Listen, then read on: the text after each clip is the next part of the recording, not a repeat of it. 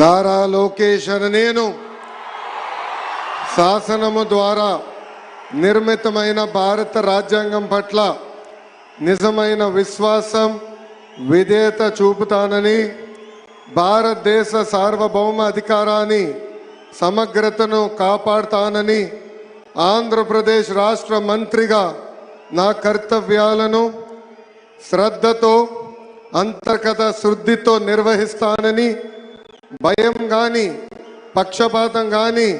రాగద్వేషాలు కానీ లేకుండా రాజ్యాంగాన్ని శాసనాలు అనుసరించి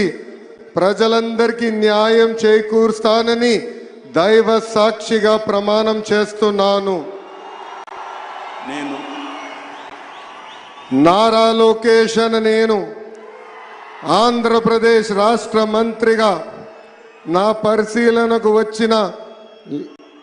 లేదా నాకు తెలియవచ్చిన ఏ విషయాన్ని